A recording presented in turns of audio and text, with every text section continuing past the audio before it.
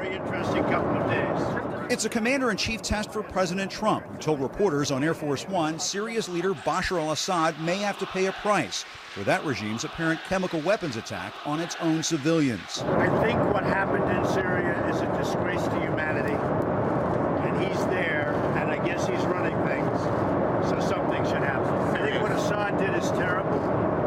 I think what happened in Syria is one of the truly egregious crimes, and it shouldn't have happened, and it shouldn't be allowed to happen. Just before the president landed in Florida for talks with Chinese President Xi Jinping, Secretary of State Rex Tillerson ratcheted up the rhetoric, indicating Assad's days may be numbered. Assad's role in the future is uncertain, clearly, and with the acts that he has taken, it would seem that there would be no role for him to govern the Syrian people. Tillerson, who just days ago, before the chemical weapons attack, said the U.S. may have to live with Assad in power, hinted the Trump administration is now weighing regime change in Syria. So will you and President Trump organize an international coalition to remove Assad?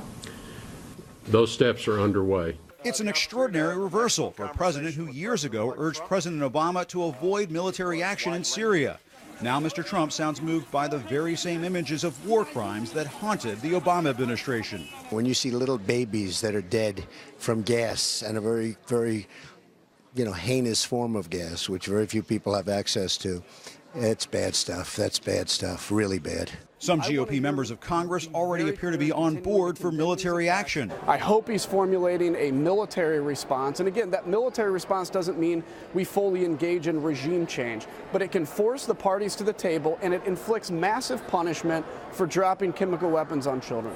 But Syria is just one of a number of pressing issues for Mr. Trump as he meets with President Xi at Mar-a-Lago. The president wants greater cooperation from China on trade in North Korea. We have not been treated fairly on trade for many, many years. No president's taken care of that the way they should have, and we have a big problem with North Korea. As a candidate, Mr. Trump vowed to punish China for its trade practices. We can't continue to allow China to rape our country, and that's what they're doing.